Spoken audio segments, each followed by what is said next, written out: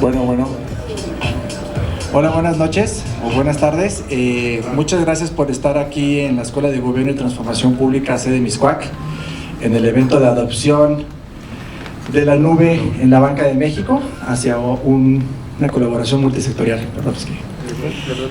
Mi nombre es Adolfo Dunanue, soy el director académico de investigación de la Escuela de Gobierno. Estoy muy agradecido por esta colaboración que tenemos con Salesforce para abrir la discusión sobre este tema. Estoy muy agradecido porque ustedes estén aquí. Y bueno, ahorita que acabe, va a platicar la directora de la maestría en Derecho, de la nueva maestría en Derecho que estamos inaugurando desde el año pasado en la escuela. Y ella les va a platicar de todas las ventajas y por qué es importante la nueva visión que le estamos dando a la maestría en Derecho. Pero un poquito antes de eso me gustaría mencionar que la Escuela de Gobierno y Transformación Pública hace 3 años cambió su currículum educativo para ayudar a los economistas, prospectivistas, politólogos y policy makers a tener una visión orientada a datos y tecnología para poder tomar mejores decisiones que ayuden a transformar lo público y transformar este país. Este ha sido un cambio bastante grande. Somos de las pocas universidades en el mundo que han tomado este paso en esa dirección. Y bueno, este tipo de alianzas que podrían parecer como raras, ¿no? Finanzas, Escuela de Gobierno, Salesforce, pues son parte de la visión y de cómo queremos ayudar a resolver los problemas a los que nos enfrentamos en el país, en la Ciudad de México y en la región.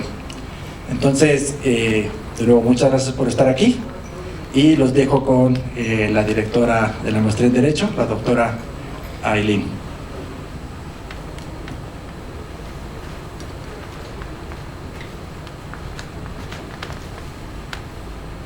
Hola, ¿qué tal? Buenas noches, ¿me escuchan?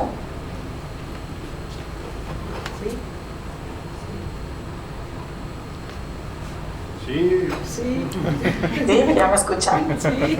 ¿Ya todos me escuchan? Es que, pues, muy buenas noches, bienvenidos a todos a nuestra Escuela de Gobierno y Transformación Pública, bienvenidos a nuestros panelistas, a Lourdes Arana, a Luis Rodríguez y a Bernardo González y a nuestras personas de casa. Adolfo, muchas gracias por la presentación. Saúl, gracias por estar ahí.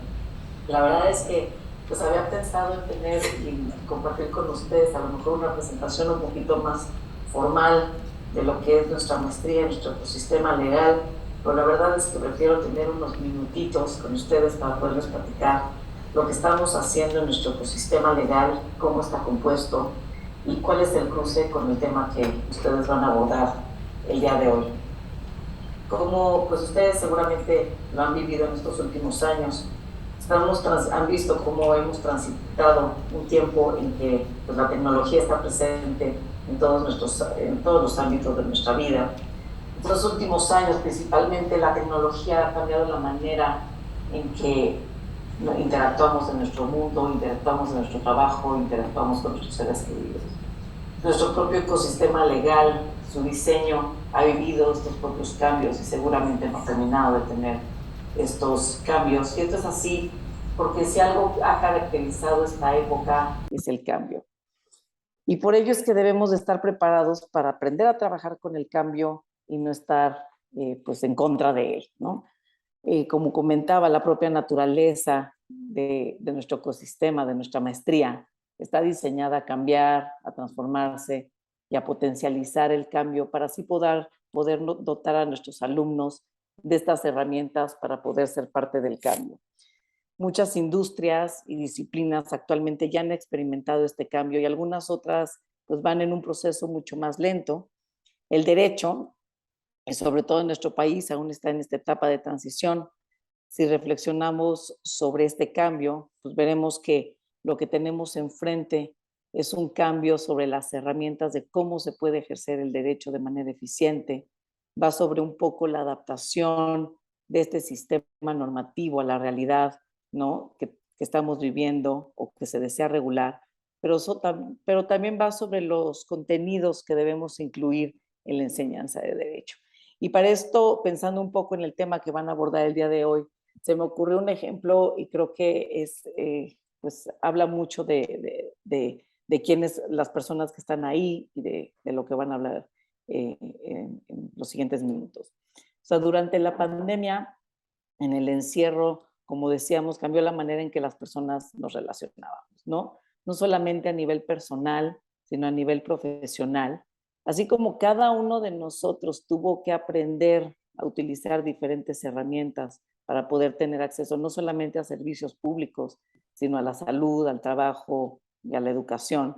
Diversas empresas, ¿no? O diferentes sectores tuvieron también que cambiar, ¿no? La manera en que se relacionaban o gestionaban la relación entre empresas, pero también con sus clientes.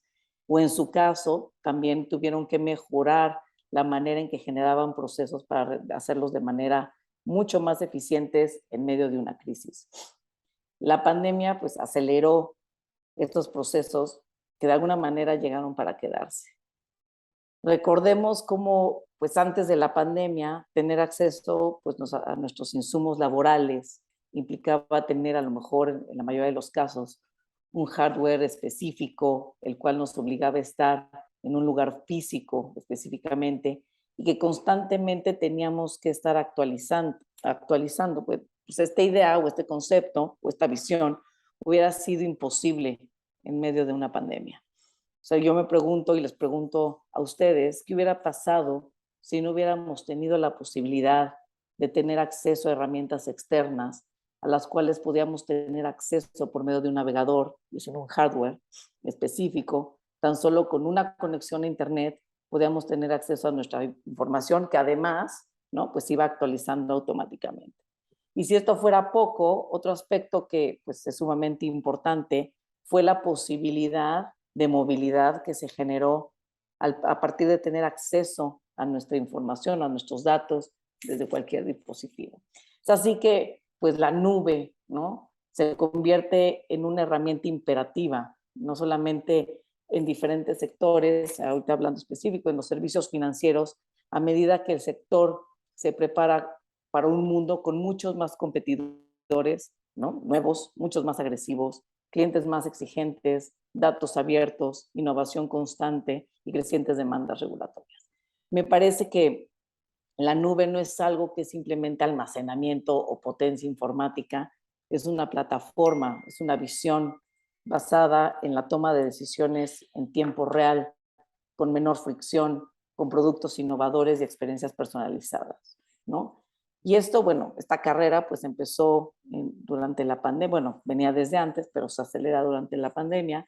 Y pues ahora sí, una serie de instituciones financieras y otras organizaciones de servicios financieros pues enfrentan esta necesidad urgente de evolucionar y transformarse en organizaciones más ágiles y veloces, ¿no? El futuro exige en los negocios para triunfar que haya una mayor tecnología, ¿no? Y la nube es esencial para lograr tal agilidad.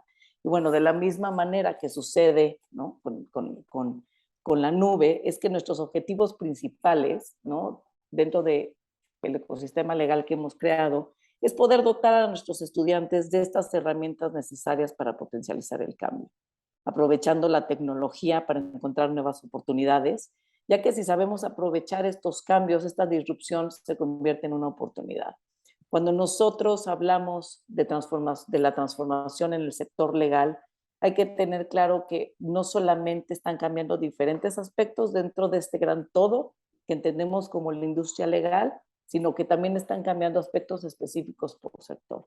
Y es por eso que esta maestría, además de las materias, digamos, obligatorias que tiene 3 áreas de salida que dan la posibilidad a nuestros estudiantes de personalizar su aprendizaje según las necesidades que tengan. Y una de estas áreas es precisamente el sistema financiero. Las siguientes 2 son Legal Tech y planeación de proyectos de infraestructura. De ahí que nuestro sector esté cambiando, es importante adoptar la tecnología pues, para optimizar no solamente lo que hacen los abogados, sino lo que hacen pues, diferentes profesionales que de alguna manera se van cruzando con cuestiones jurídicas, ¿no? Nuestro enfoque se centra, como ya lo mencioné de alguna otra manera, en el cruce entre el derecho, la tecnología y el análisis de datos, pero tenemos una metodología de enseñanza sistémica que nos permite dar soluciones multisectoriales. Para nosotros era primordial y es primordial que nuestros estudiantes sean parte del cambio, sean agentes del cambio. ¿En qué? Pues en el uso y en la adopción de herramientas tecnológicas y cuantitativas para aprender a resolver problemas en cualquier sector. Y esto se logra a partir de la adquisición de un mindset digital en el cual pues aprenden a aprovechar la tecnología para gestionar procesos, prevenir riesgos y bueno, y de esta manera convertirse en profesionales eficientes, dinámicos y con capacidad de innovación.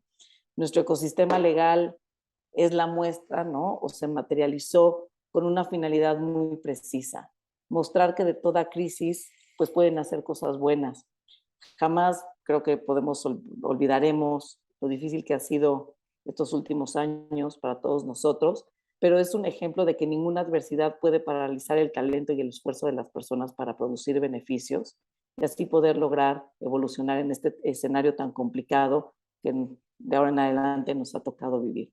Pues muchas gracias a todos por estar aquí y a todas por estar aquí con nosotros. Me hubiera encantado poder estar ahí de manera presencial y compartir este espacio con ustedes.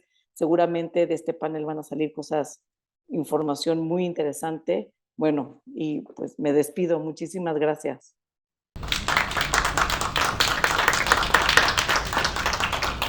Buenas tardes, buenas noches. Mi nombre es Saúl López Noriega, soy profesor investigador de la Escuela de Gobierno y yo voy a tener el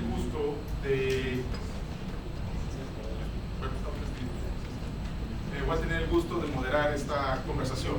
Rápidamente les platico un poco el plan de vuelo. La conversación va a ser muy puntual, muy dinámica, pero también claramente muy sustanciosa. Son 3 ejes de preguntas, de rondas de preguntas, una a partir de la perspectiva global respecto a nuestro tema, la tecnología de la nube en el sector financiero. Luego nos vamos a ir al aspecto local, al mexicano, cómo estamos aquí en México en este desarrollo tecnológico. Y por último, algo no menos importante, es el tema multisectorial. Cómo conectamos academia, gobierno, regulación, banca privada, por supuesto, dentro de esta conversación y esta dinámica. Pero antes de ello, es importante una pequeña plática introductoria sobre cuáles son los beneficios, exprimir todos los beneficios de la tecnología de nube en el sector financiero. Y otro aspecto muy relevante de esta plática introductoria es cuál es el panorama regulatorio en general en el mundo. Y para ello, esta plática nos la va a dar Bernardo González Rosas, y se los presento muy rápidamente. Él se desempeña como presidente de la Asociación Mexicana de Administradoras de Fondos para el Retiro, AMAFORE, desde enero de 2019. Ha sido regulador del sistema financiero, primero como vicepresidente de Política Regulatoria de la Comisión Nacional Bancaria y de Valores, luego como jefe de la Unidad de Banca y Valores y Ahorro en la Secretaría de Hacienda y Crédito Público, y finalmente como presidente de la Comisión Nacional Bancaria y de Valores. Durante este periodo, Bernardo participó en el diseño de la reforma financiera de 2014 y lideró la renegociación del capítulo de servicios financieros del Tratado de Libre Comercio entre México, Estados Unidos, Canadá, conocido como TEMEC. También estuvo a cargo del diseño y aprobación de la ley FinTech en el Congreso, así como el desarrollo de la regulación secundaria. Muchas gracias, Bernardo, y por favor, bienvenido y adelante. Gracias. Hola, ¿qué tal? Buenas tardes a todos. Primero quiero agradecerles evidentemente a Salesforce y al TEC la invitación. Me da mucho gusto estar aquí, poder platicar además con gente con mucha trayectoria y experiencia como panelistas también, pues sobre lo que implica el cloud computing, la nube, lo que implica toda esta transformación digital que está viviendo evidentemente todas las industrias a nivel mundial y en México, pero particularmente el sector financiero y que empezó ya hace varios años. Déjenme, yo quisiera ocupar esta plática introductoria para contarles un poco sobre mi experiencia en el diseño de la ley FinTech y en ese capítulo que justamente en la presentación se comentaba cuando discutimos o renegociamos el capítulo de servicios del Tratado de Libre Comercio, ahora el TEMEC, y que fue muy importante porque ahí uno de los elementos principales que discutimos fueron justamente la posibilidad de que las entidades financieras pudieran tener sus bases de datos en otros países, en la nube.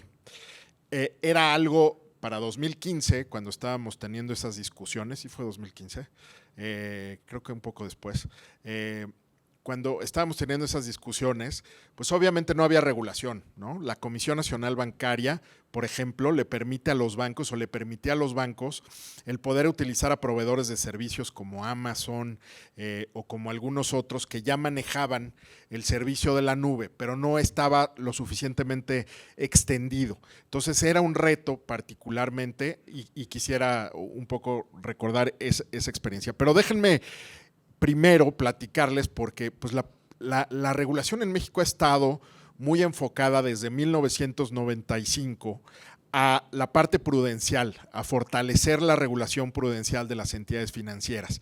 ¿Y a qué me refiero con esto?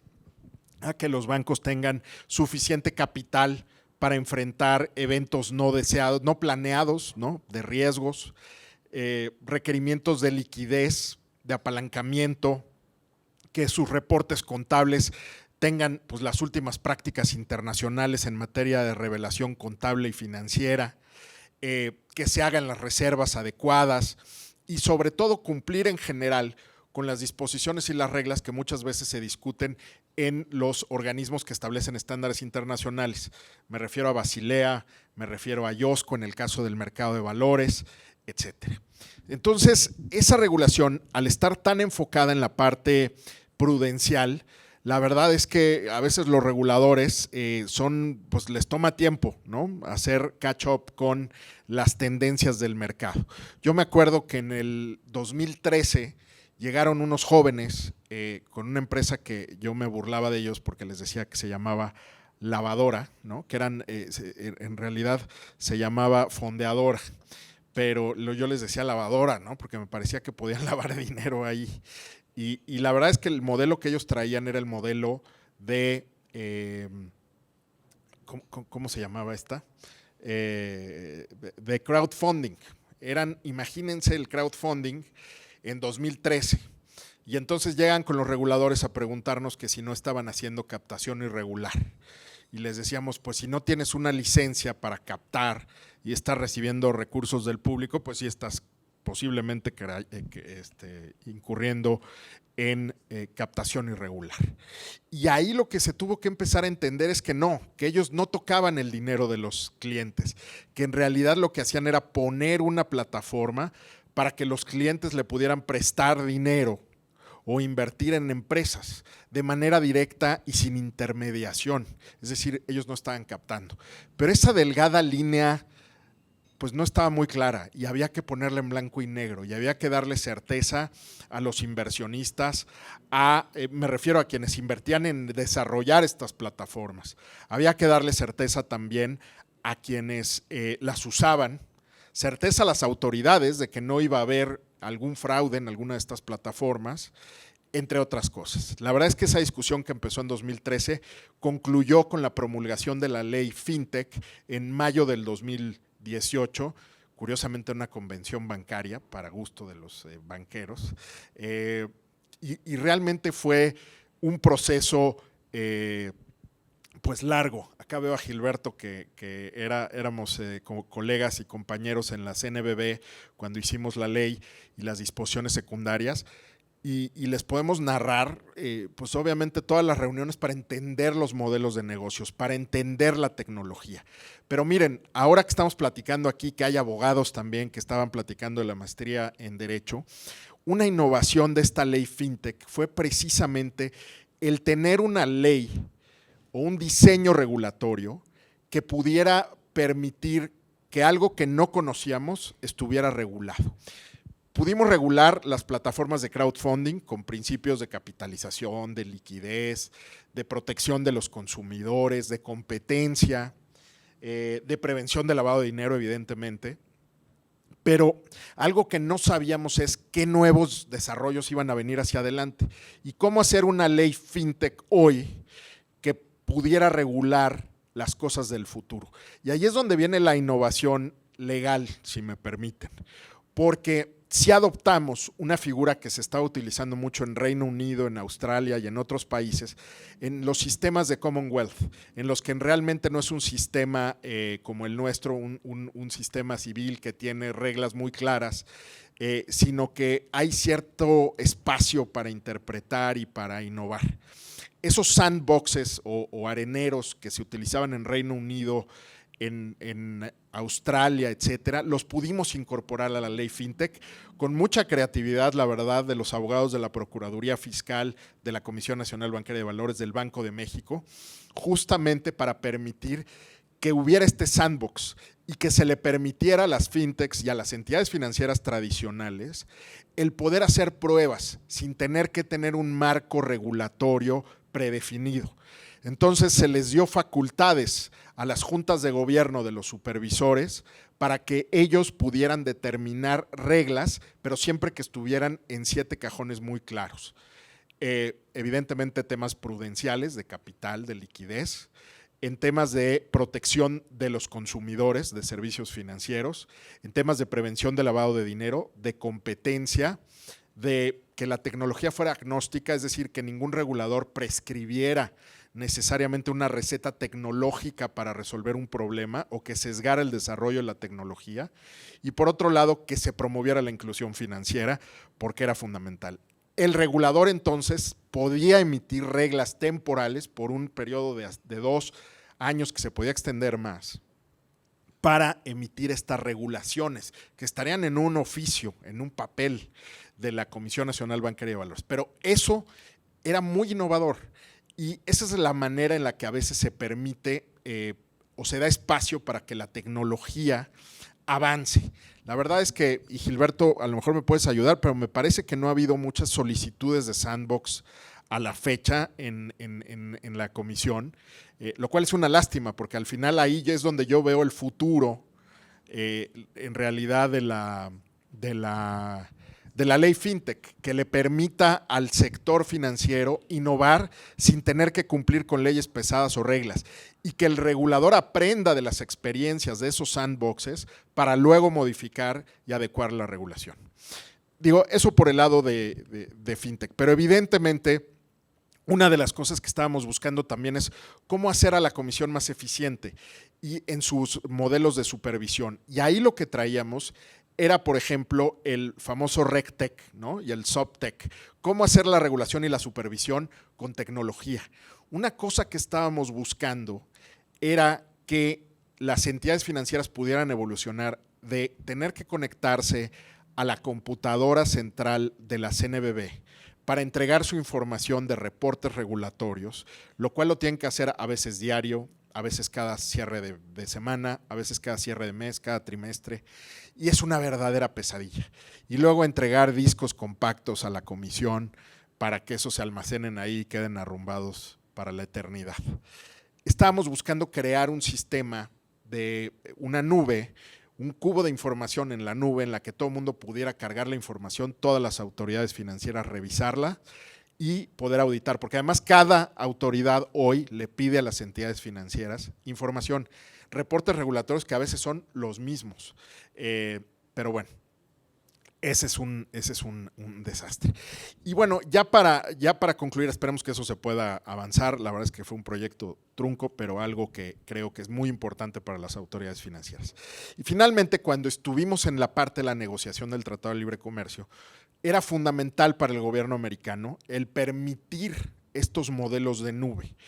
Y ahí algunas de las restricciones o de los temas que más le preocupaban a los reguladores mexicanos y de Canadá, sobre todo, era, oye, me parece muy bien que puedas tener en la nube tus bases de datos. Incluso que puedas rentar software en la nube y que cobres por uso, ¿no? No que tengas que comprar toda la plataforma. Pero pues es importante cuidar la seguridad de la información. ¿Cuáles van a ser los controles para que no tengas ataques de ciberseguridad, para que en realidad no se vulnere la información de los clientes o no paren tu información, no paren la operación de las entidades financieras? Eso por un lado. Segundo, ¿cómo vas a cuidar la privacidad de la información de los clientes? Acuérdense que en esa época estaba Donald Trump como presidente cuando se estaba renegociando el TEMEC, y una de las cosas que nos daba temor era que de pronto dijera, ciérrenle la operación a las entidades financieras mexicanas, porque pues en realidad se podía esperar casi todo, ¿no? En esos momentos en los que se amenazaba al gobierno mexicano, al país y a sus distintas industrias. Entonces, que nadie pudiera o decir, dame la información de tal persona o tal persona, porque tú tienes la base de datos. Al final tú eres la empresa que maneja la información.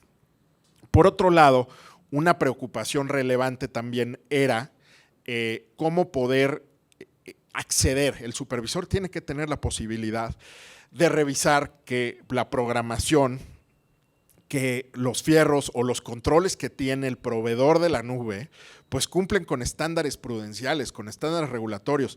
Pero a ver, ¿ustedes creen que si llega el supervisor y le toca la puerta a Amazon, le van a decir, sí, pásale, mira, te voy a enseñar la nube? Pues para empezar, ¿en dónde está? ¿No? Entonces también fueron de los temas que se discutieron en el TEMEC. Y finalmente, sí cuidar mucho que no se pudiera interrumpir, que ningún gobierno de los tres pudiera interrumpir por una instrucción presidencial o del Congreso, pues la operación y el acceso a las bases de datos. Fue todo un tema, pero yo les diría que esas son las preocupaciones en general de los reguladores en materia de la nube, que son las que van a ver como principios generales en todas las regulaciones que se están haciendo alrededor del mundo en torno a este tema. Sí creo que somos mucho más abiertos en México y éramos desde antes del TEMEC y antes de la ley FinTech para que la gente pudiera utilizar la nube o las empresas en el sector financiero, pero creo que se ha avanzado con la ley FinTech, creo que se ha avanzado con el TEMEC, que fue un precursor muy importante para permitir todo esto, obligar a las autoridades de los tres países a que esté regulado estas cosas que les acabo de platicar, y que en general también se volvieron un ejemplo para otros tratados que se están discutiendo alrededor del mundo y otra regulación que se está adoptando en organismos internacionales o en organismos que establecen estándares. Un ejemplo claro es, si ustedes ven el reporte del Banco Mundial y del Fondo Monetario Internacional, de las recomendaciones de esos dos organismos para regular al sector fintech, van a ver puntualmente que las recomendaciones están muy alineadas al contenido y a la estructura de la ley FinTech de México, que hay que decirlo es la única ley en todo el mundo en materia de FinTech exclusivamente. Obviamente hay leyes que regulan criptomonedas, que regulan crowdfunding, plataformas de pago electrónico, pero solo hay una en el mundo que incorpora toda esta visión de futuro. Es un poco el preámbulo y la experiencia personal que yo les quería platicar de las cosas que tengo presentes, pero también ahora en mi rol como presidente de Amafore, lo que sí les puedo contar es que las Afores tienen pocos procesos en la nube. Todos siguen teniendo o tienen muchos procesos todavía locales. Sí han avanzado muchísimo en la atención digital de los clientes, en la ventana, pero que al final se conecta a un core que todavía sigue siendo físico y que no está en la nube. Cosas de analítica son principalmente lo que está en la nube, pero no de operación. Entonces hay mucho espacio que recorrer. Creo que es un sistema que permite la eficiencia de costos, que baja baja el costo de adopción de los últimos sistemas, de los softwares, plataformas, que debería tener mayor adaptación. La regulación tiene que ir de la mano de lo que vaya generando el mercado, y ojalá echen un ojo quienes están involucrados en el sector financiero a estas pruebas que se pueden hacer con el sandbox de la ley FinTech, porque creo que puede ser un potenciador de adoptar nuevas prácticas utilizando la nube. Muchas gracias por su atención.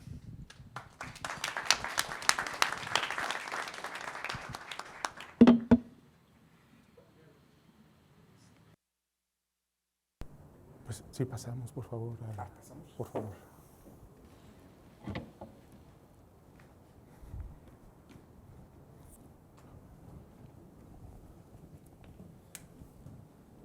Bueno, pues muchas gracias, Bernardo. Justo una excelente plática breve, introductoria. Nada más para comentar, y aprovecho lo que mencionabas de los sandboxes y el objetivo de la Lean FinTech. Justo Legal Tech de la Escuela de Gobierno tiene como uno de sus objetivos, y buena parte de sus esfuerzos están encaminados en tratar o incentivar, aguijonear la creatividad para justamente impulsar los sandboxes. ¿Okay? Entonces, ahí estamos en sincronía. Presento ahora a los otros panelistas y que ya nos sumamos a la conversación en sí.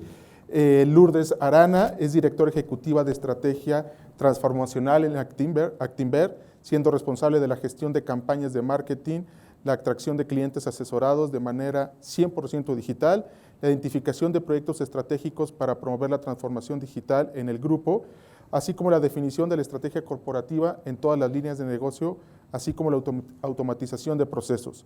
Como parte de su trayectoria, ha ocupado diversos cargos de alta dirección, incluyendo dirección general, comercial, marketing, desarrollo de negocios y fusiones y adquisiciones, entre otros, con funciones tanto locales como regionales en empresas como Telefónica, Sura México y Grupo Lala, además de colaborar como consultora de negocios en McKinsey & Company. Muchas gracias, bienvenida. Y nuestro otro panelista es Luis Víctor Rodríguez, que es director senior de Industrias y del sector de servicios en América Latina de Salesforce. Es director senior de Salesforce Latinoamérica y experto en instituciones financieras, incluyendo los sectores de banca, de consumo, seguros y pagos. Previamente, Luis trabajó en McKinsey & Company y Mastercard Advisors, liderando la transformación digital en instituciones financieras y desarrollando estrategias corporativas en Brasil, Argentina y México. Sin mayor preámbulo, arrancamos la primera ronda. Como les platiqué, es un poco la perspectiva global. Entonces, arranco contigo, por favor, Luis. Un poco, ¿dónde estamos actualmente a nivel mundial en la evolución tecnológica del sector de servicios financieros y cuáles creen, a tu juicio, que son las tendencias más importantes? Perfecto. Primeramente, muchas gracias a todos. Es un gusto estar aquí. Gracias por la invitación. Estamos en el camino. ¿Sí? Lo que está pasando alrededor del mundo es que veníamos ahí en un camino de digitalización, vino la pandemia y todo ha cambiado. ¿Sí? Si pudiéramos poner la pandemia o lo que fue la pandemia del punto de vista de innovación o de tecnología, la pandemia fue un portal hacia la digitalización. ¿Sí? Hay un estudio de McKinsey que nos dice que nosotros avanzamos del punto de vista digital entre 3 y 5 años. ¿Qué quiere decir? Estamos viviendo el 2027 del punto de vista digital. ¿Sí? Y el panorama actual, si lo analizamos, primero, la economía ha cambiado bastante. El mercado no está más comprando crecimiento, está comprando rentabilidad. Esto está impactando el sector financiero. Del punto de vista de competencia, la competencia se ha crecido muchísimo alrededor de los últimos 2 años y los players del servicio financiero están buscando mucho más, no solo el share of wallet de su cliente, pero sino también el share of attention. Okay. O sea, ¿qué puedo hacer más con mi cliente y tener su atención desde el momento que se despierta hasta la hora que se va a quedar dormido? Después, hay también el punto de vista digital del cliente. ¿Sí? Avanzamos muchísimo, hay mucho todavía que avanzar, principalmente en zonas que no son las zonas de las ciudades más grandes, pero avanzamos bastante. Y por fin, la regulación, cuando vemos la regulación a nivel global, está principalmente estimulando la competencia y que dueño de la información sea siempre el cliente. Y vemos esto con la ley de Sandbox, como fue buen puesto, Open Banking, que empezó en UK, ahora está bien desarrollado en Brasil, sigue para Colombia. México ahí está caminando con la ley de FinTech, pero sigue en camino. Pero todo esto tiene con objetivo mejorar la innovación de los servicios financieros en este entorno que ha cambiado, ¿sí? Y por fin, solo para concluir, hay 4 principales palancas o imperativos que el sector financiero debe invertir frente a este nuevo panorama. Y primero, tiene que repensar un poco cómo ofrezco las experiencias a mi cliente, sea en qué canal sea, en mi sucursal, en mi contact center, en mi momento de búsqueda digital, cómo conecto todas mis ofertas en una omnicanalidad. Este es punto 1. Después, cómo repenso el rol de mi sucursal. ¿Cuál debe ser el rol de la sucursal del futuro? Después, eficiencia, programas de eficiencia alrededor de todo el sistema financiero para ofrecer más con menos costo. Y por fin, ¿qué otros tipos de ingresos pueden haber? ¿Cómo hago la búsqueda por más tipos de ingresos con marketplaces y con ecosistemas? Perfecto, muchas gracias, Luis. Lourdes, digamos, ahora aprovechemos tu presencia en Actinver para que justo nos puedas platicar cómo va el proceso, en este caso en concreto de Actinver, de transformación digital, qué oportunidades, qué retos y qué logros están teniendo hasta el momento, por favor. Bueno, lo primero de todo, muchas gracias por invitarme, por estar aquí para compartir unos momentos con vosotros. La verdad es que en Actinver es una empresa de servicios financieros muy enfocada a la gestión de inversiones de nuestros clientes, tanto clientes, personas físicas como corporativos. Nosotros estamos en estos momentos en un proceso de transformación digital brutal.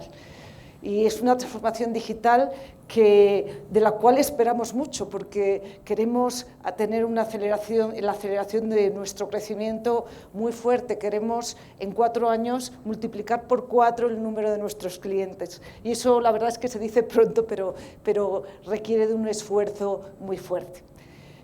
Nosotros lo que vemos es que con toda esta transformación digital nos ha parecido una oportunidad muy grande de entrar a segmentos de mercado en los que no estábamos antes, ¿no?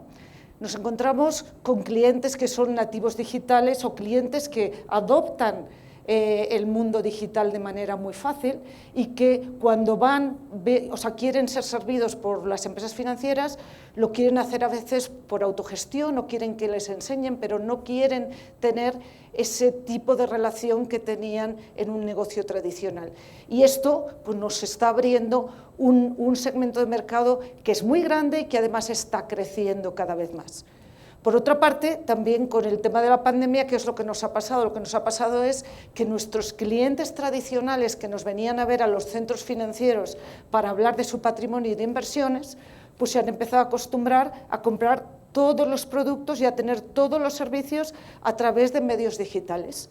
Y además se han acostumbrado con una experiencia de usuario magnífica en muchos casos, ¿no? Entonces, ahora le están pidiendo a los servicios digitales pues, que le hagan como hace Netflix, que sea tan sencillo, que sea tan intuitivo como esas plataformas le están ofreciendo este tipo de servicios. Entonces, ahí, por lo tanto, nos ha llevado a un planteamiento de una transformación digital muy fuerte y de un cambio de nuestro modelo de negocio, para asegurarnos que ofrecemos al nuevo segmento de clientes digitales y a los clientes tradicionales que cada vez están adoptando más las plataformas digitales, les tenemos que ofrecer todo este tipo de servicios y todo este tipo de mejora de experiencia, ¿no? Entonces, en este nuevo modelo, nosotros sí hemos adoptado herramientas digitales, pero además también hemos adoptado plataformas en la nube o funcionalidades en la nube, ¿no? Y esto lo hemos hecho a través de un modelo híbrido, donde, pues antes comentaba Bernardo, nosotros lo que son nuestros sistemas core, nuestros sistemas más estratégicos, sistemas productivos, los manejamos on-premise y, sin embargo, tenemos plataformas de funcionalidades en el que aprovechamos las nuevas tecnologías que las tenemos en la nube. Y nuestro modelo es multinube, multiplataforma, ¿sí? ¿Qué tecnologías o qué plataformas tenemos hoy en la nube? Tenemos nuestro sistema de CRM, el sistema de CRM está en la nube, y también hemos implementado en la nube una herramienta que nos permite medir el nivel, el grado de aceptación de la experiencia de nuestros servicios financieros en los clientes. Nos permite medir lo que es el NPS y también, por lo tanto, nos permite identificar qué acciones tenemos que tomar para mejorar esa experiencia de clientes. A día de hoy, esas son las dos herramientas que tenemos, o plataformas que tenemos en la nube, pero la realidad es que estamos analizando la posibilidad de meter otro tipo de herramientas y también incluso de mover alguna de las plataformas digitales a la nube en un futuro, y esto, por supuesto, cumpliendo con toda la regulación adecuada, ¿no? Hay algo bien importante, y es que, por ejemplo, en el caso de la plataforma CRM, ¿qué es lo que nos está permitiendo a nosotros? Nos está permitiendo tener una relación muchísimo más cercana con los clientes. ¿Por qué? Porque nos está permitiendo poderle personalizar la oferta, tanto de productos como también de experiencia de atención al cliente. Y esta personalización, el cliente cada vez lo está pidiendo más porque lo estamos acostumbrando en otros sectores, ¿sí? Entonces, ahí cada vez va a ser más exigente.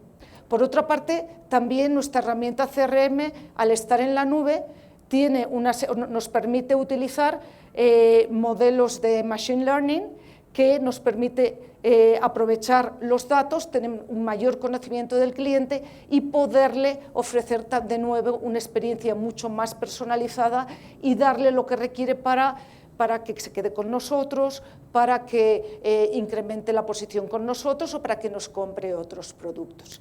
Y, por supuesto, lo que vemos es que toda esta tecnología que tenemos en la nube nos va a permitir tener este crecimiento tan acelerado que os decía anteriormente.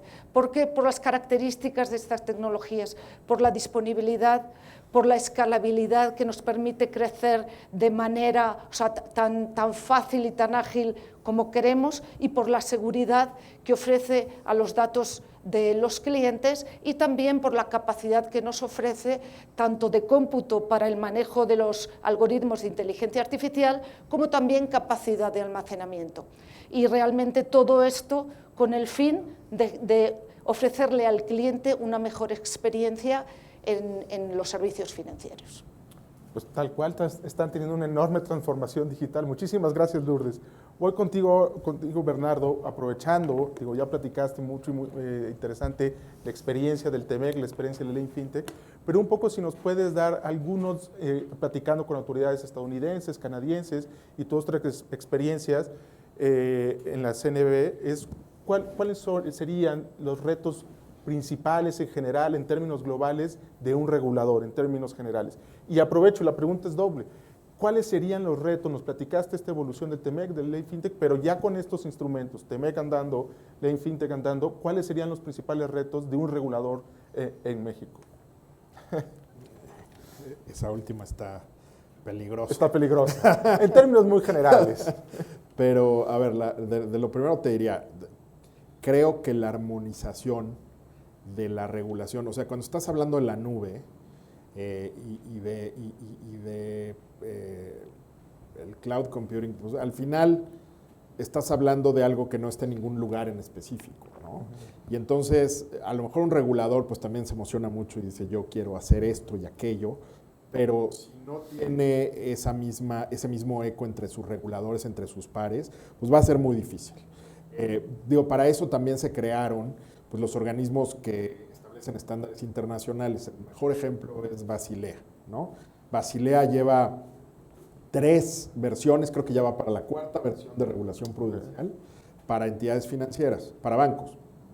Y ese mecanismo ha sido muy útil porque de pronto pues, se reúnen los banqueros centrales de todos los países que formamos parte de Basilea, que en realidad es el banco de pagos, es el Bank for International Settlements, ¿no? Y los reguladores, los supervisores, la CNBV, nos sentamos ahí a discutir cuál debe ser la regulación que más conviene para temas prudenciales, etc.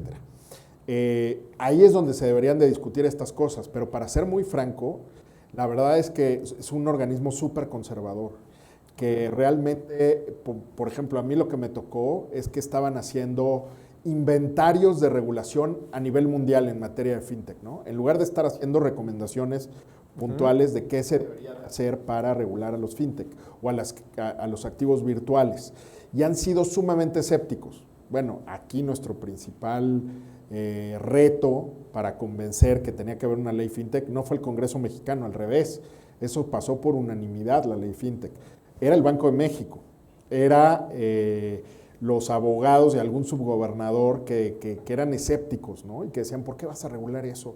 Nada más les vas a dar legitimidad a estas entidades financieras y al rato van a hacer fraudes. No, le van a hacer fraudes, o sea, preocupándoles a ellos un poco la reputación del regulador, en lugar del interés público, ¿qué estoy diciendo? El interés público de las, pues a veces de los usuarios de servicios financieros. La verdad es que, digo, sí lo comento hoy porque es importante, por ejemplo, una figura que no se reguló, que fueron las plataformas que venden y compran activos virtuales. Si se hubieran regulado, quizá hubiera habido mucho más advertencias y advertencias personalizadas para quienes han comprado y vendido criptomonedas, y pues todos sabemos el desastre que ha pasado en los últimos meses con el valor de las criptomonedas. Entonces, creo que ese es el reto, tener un organismo internacional o que los organismos que establecen estándares internacionales puedan discutir la regulación. Y que haya estándares para esta materia, para la materia digital en general, ¿no? Y segundo, pues el reto es pues que estas posiciones a veces conservadoras pues tengan que abrirse, ¿no? Y la verdad es que también ahí se requiere visiones nuevas, más frescas, me parece. Ahora, a nivel de México, yo creo que el reto principal es poder avanzar más rápido, lo que decía Luis, el open banking. O sea, nosotros lo pusimos primero que nadie en la ley fintech. Y la verdad es que no ha habido avance. Digo, con mucho respeto lo digo, han habido otras prioridades para las autoridades financieras. La pandemia claramente les demandó el dar excepciones regulatorias, el dar condiciones especiales para que el sistema financiero no resintiera los impagos de las carteras, en fin, y momentos complejos en el sistema financiero. También la comisión ha tenido menos personal y eso también ha tenido que ver, me parece. Pero sí el reto, yo diría que es importantísimo que sigamos avanzando en el open banking y en el concepto que pusimos en la ley fintech desde el 2017, aunque se publicó en 2018, pero que el cliente es el dueño de la información, no las entidades financieras. Entonces, si yo le doy autorización a cualquier fintech o incluso una entidad financiera tradicional de que acceda a mi información transaccional con alguien que me está proveyendo un servicio financiero, ese proveedor está obligado a entregarlo, sin ninguna pregunta más, sin ningún pero, sin ninguna traba, porque es mi información. Y eso creo que también fue muy relevante ponerlo. Está muy bonito puesto en la ley, habla que tiene que haber open banking, habla de que nadie puede evitar que se comparte información, pero todavía no están las disposiciones completas emitidas para que eso suceda. Ok, fantástico. Muchas gracias, Lourdes. Regreso contigo.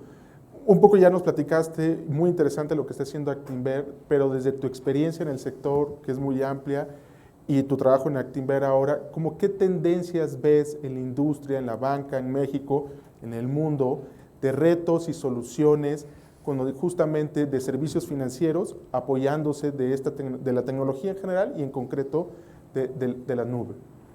Bueno, yo lo que estoy viendo en México es que en todos los sectores está habiendo una tendencia a utilizar tecnologías en la nube, a utilizar aplicaciones en la nube. Sin embargo, me da la impresión de que en México se está haciendo de una forma más híbrida, ¿sí? Un poco como lo estamos haciendo también nosotros, no somos una excepción. donde pues, lo que son las aplicaciones core, las aplicaciones estratégicas de las empresas se manejan a veces incluso en sistemas legacy, se manejan pues en los servidores de la casa, y son algunas de las aplicaciones ya más periféricas las que se utilizan las que se utilizan en la nube, sobre todo para temas de canales digitales o para temas de gestión de datos o de big data, ¿no? O sea, de analítica de datos, ¿sí? Pero lo que sí vemos es que hay unos sectores que están tomando, algunos sectores en México que están siendo mucho más rápidos y más ágiles en adoptar las nuevas tecnologías, en adoptar las tecnologías de la nube. Yo he trabajado en diferentes sectores y la verdad una de las cosas que me llama muchísimo la atención es, por ejemplo, el sector de los retailers. Realmente son pioneros en utilizar estas nuevas tecnologías. ¿Y por qué son pioneros? En primer lugar, porque se encuentran con competencias de empresas tecnológicas globales que les están haciendo la competencia en el retail online. Entonces, o utilizan las herramientas que utilizan estos proveedores globales, o no pueden competir, o se quedan muertos. ¿Por qué? Porque estos proveedores globales nos están acostumbrando a todos los consumidores a una agilidad y a una simpleza en las aplicaciones, en las experiencias digitales que nos han dejado sin paciencia para algunos, o sea, para otros servicios, ¿no? Entonces, ahí lo veo muy claro. Sin embargo, cuando vemos el sector financiero mexicano, pues como es un sector regulado, la verdad es que está siendo mucho más lento, nos está costando mucho más el adaptar estas nuevas tecnologías en la nube. Pero realmente ya, yo diría que prácticamente todas las empresas financieras, tanto los bancos como las Afores, como las aseguradoras, pues realmente ya tienen algunas de sus aplicaciones en la nube. Fundamentalmente, como decía, para temas de experiencias digital, para temas de experiencias de usuario y también para temas de manejo de datos, ¿no? Ese es fundamentalmente lo que están haciendo.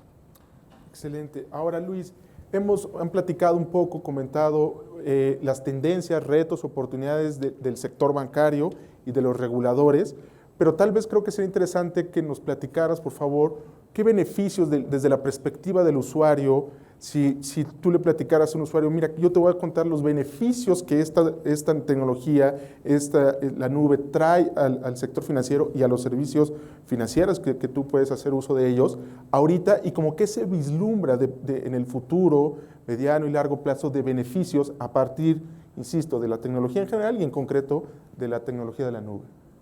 Perfecto.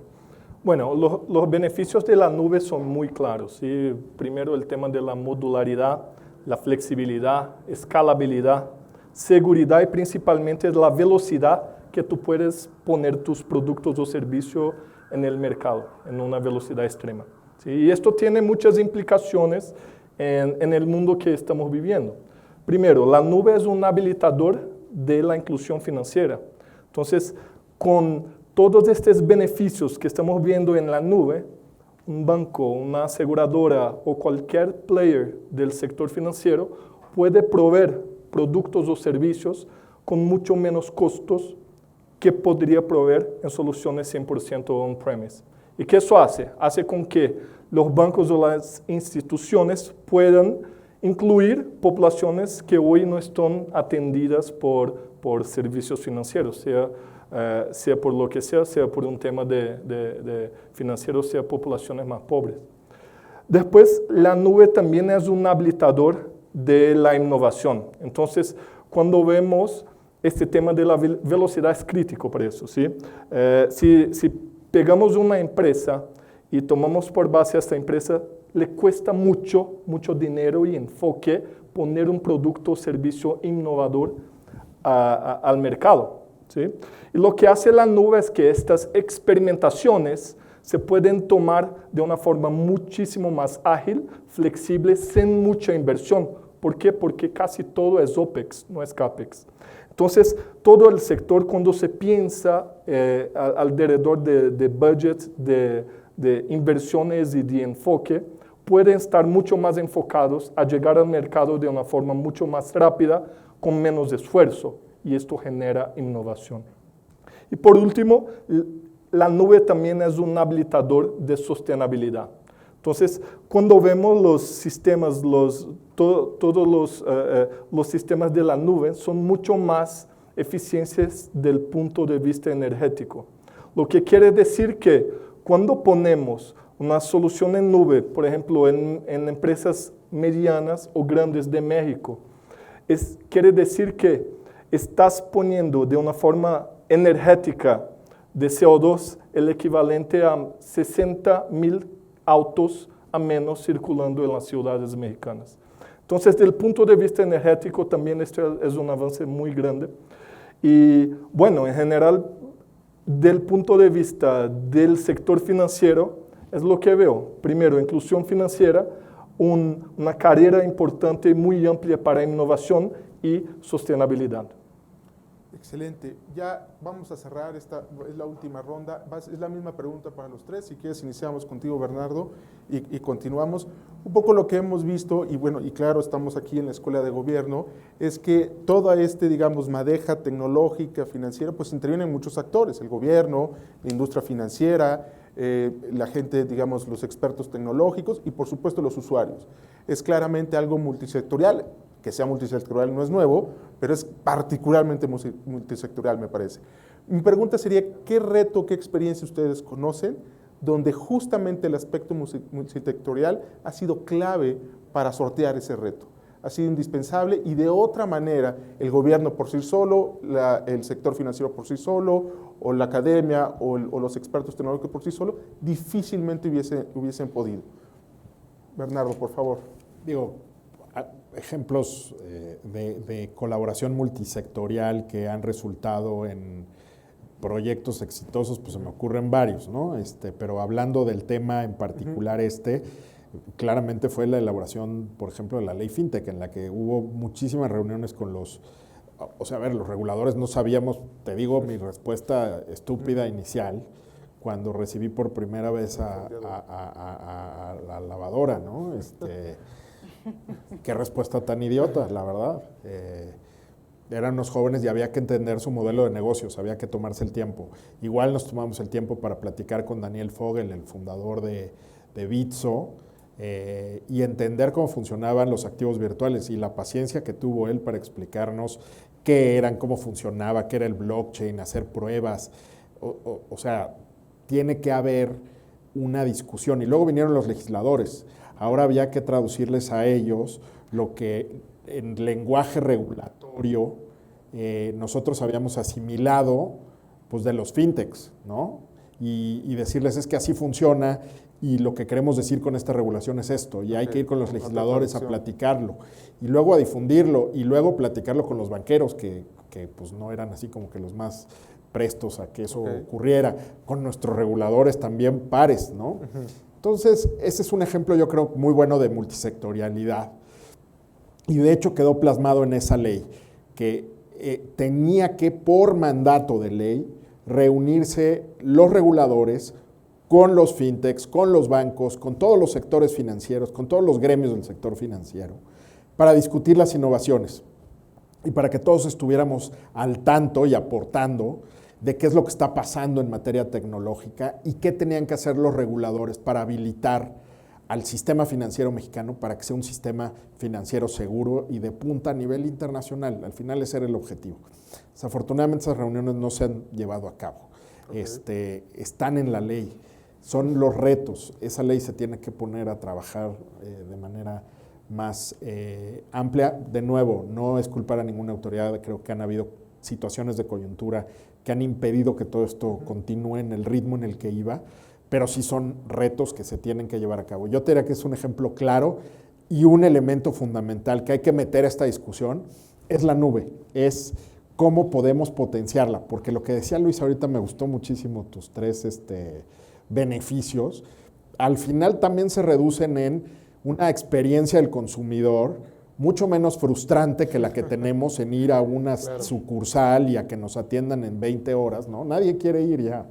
Y poder tener estos servicios de calidad, rápidos, seguros. Entonces, sin duda, creo que es un tema potencial. Fantástico. Lourdes, desde Actinver, en tu experiencia, ¿algún ejemplo donde la multisectorialidad fue clave?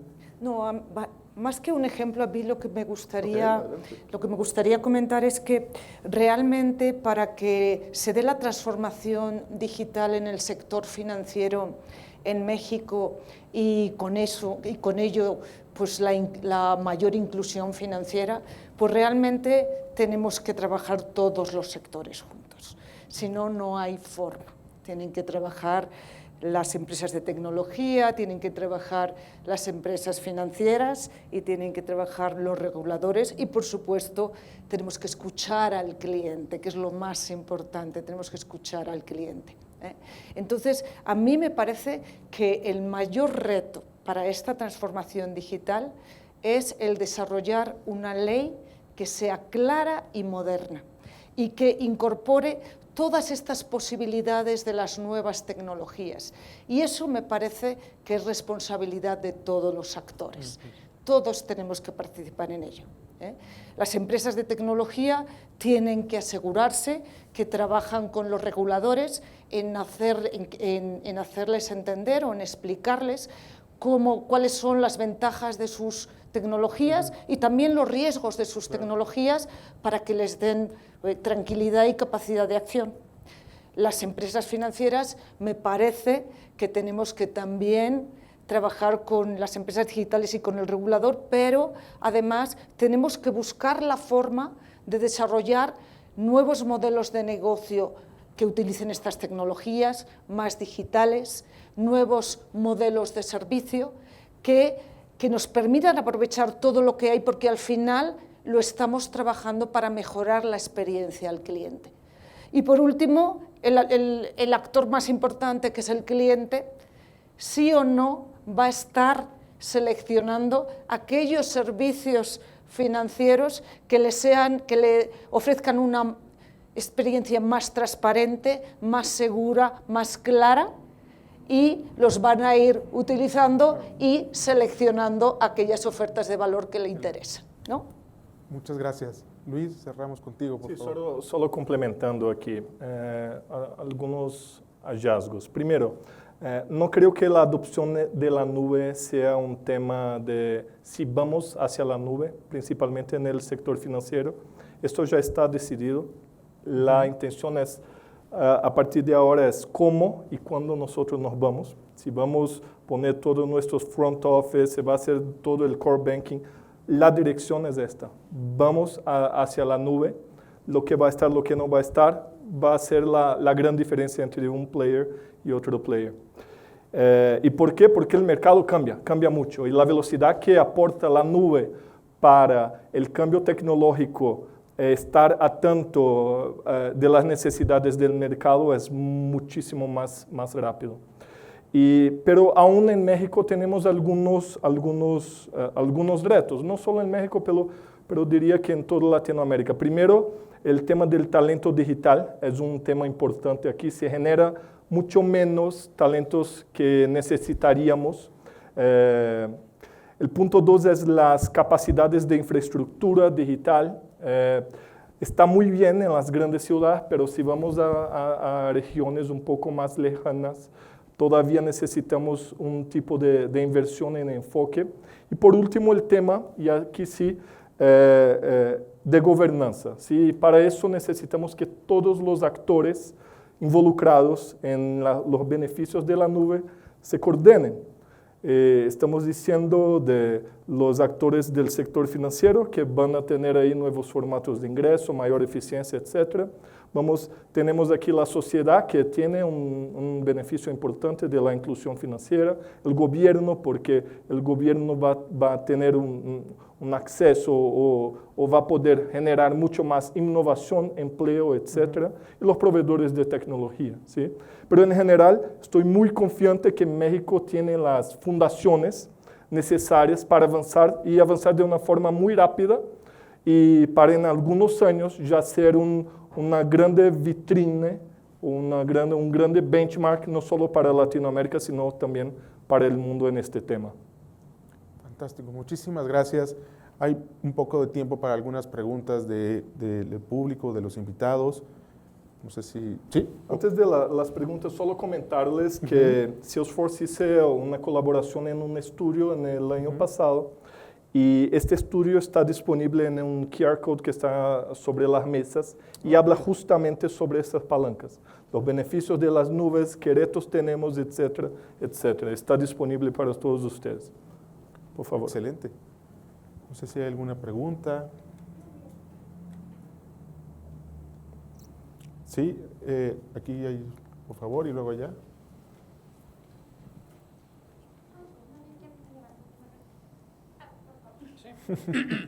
Gracias. Baldomero Rangel de Banjército, de la Dirección Comercial. Suena bastante interesante lo que nos comentan. De hecho, desde el área comercial, pues tenemos múltiples proveedores que se acercan a dar soluciones, pues muy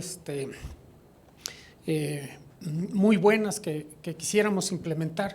Sin embargo, lo que me ha tocado identificar es que cuando llegas al área de seguridad y el proveedor tiene que explicar por qué es segura la nube, ahí es donde se acabó, ¿no?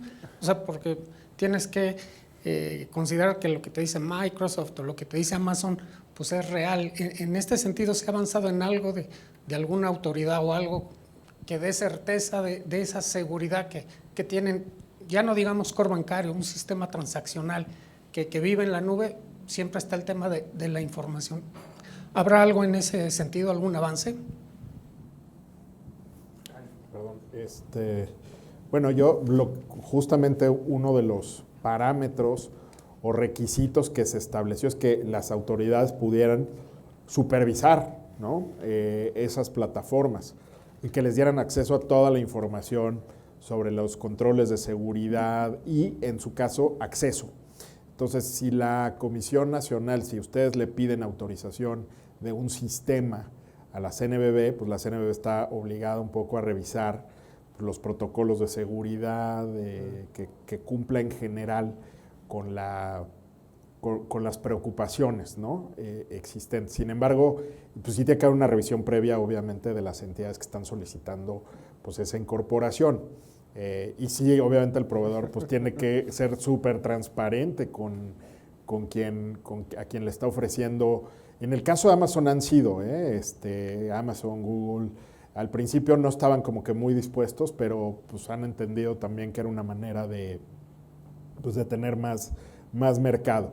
Obviamente están más interesadas las entidades financieras en México, pero por lo menos de lo que yo recuerdo, pues ya salí hace 3 años y medio, es que sí había acceso suficiente y ese era el proceso, ¿no? Pero no sé si alguien que esté aquí de las autoridades financieras pudiera comentar algo más reciente. Ok.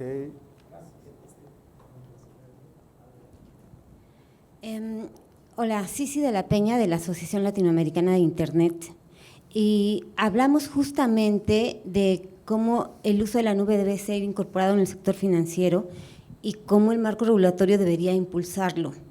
La ley secundaria FinTech, en el artículo 52 justo, establece una doble proveeduría de almacenamiento de datos, en donde, sobre todo para los emprendedores FinTech, les está haciendo esta doble carga regulatoria en localización de servidores y uso de la nube.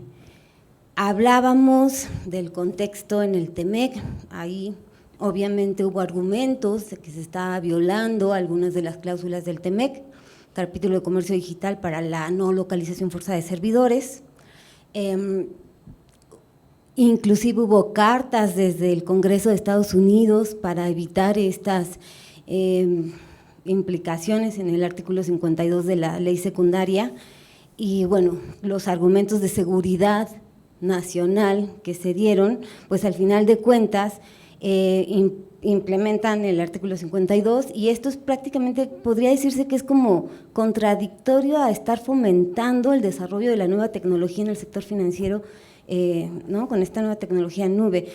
Me gustaría si me pudieran dar su opinión tanto desde tu visión como regulador o exregulador y desde los usuarios del sector de la tecnología en nube en el sector financiero. Y ¿se va a revertir? ¿Se espera que se revierta o no? ¿O qué va a pasar? ¿Quieren comentar ustedes? No, yo no. No, por favor.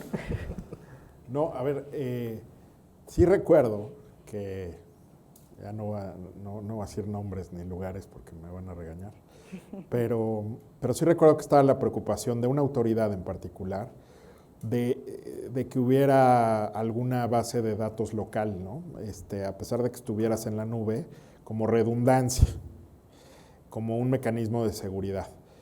Digo, yo creo que al paso del tiempo, esas son cosas que se pueden enmendar en las disposiciones y que se pueden demostrar pues, la seguridad de la nube. Y otra vez, ¿cuáles son los protocolos que evitan que haya ataques de ciberseguridad? ¿Cómo manejas la privacidad de la información de los clientes y cómo garantizas que no se puede interrumpir la continuidad de la operación de las entidades financieras y que no de pronto un loquito en alguno de los 3 países decida pues, que no se pueden acceder a esa información, ¿no? Entonces, en la medida en la que eso se resuelva, creo que ese tipo de previsiones se pueden eliminar. La de seguridad nacional me parece, ahora sí que fuerza excesiva, porque sí este punto fue uno que sí se incluyó en el TEMEC, en la discusión del TEMEC, lo de la redundancia de las bases de datos. O sea, tú podrías tener tu información en cualquier lugar, pero sí tenías que tener alguna base de datos local. Creo que eso se puede ya demostrar y superar, ¿no? Pero sí me acuerdo que era una preocupación que se discutió y está en los textos, ¿no? Del tratado. Okay. Bueno, pues si no hay otra pregunta, pues muchísimas gracias, Lourdes, Luis, Bernardo, gracias por la conversación. Yo creo que todos aprendimos muchísimo. La tecnología de la nube, en términos tecnológicos, lo poco que sé es fascinante. En términos de lo que impacta en la economía, también lo es. Y en concreto en el sector financiero es particularmente relevante. Muchas gracias a Salesforce por ser co-host con la Escuela de Gobierno para esta conversación. Y bueno, y ahorita hay un pequeño espacio por si le quieren, si son penosos, si no quieren hacer preguntas, pueden ir directo con los invitados y hacerle más preguntas. Muchísimas gracias, en serio. Un aplauso, por favor.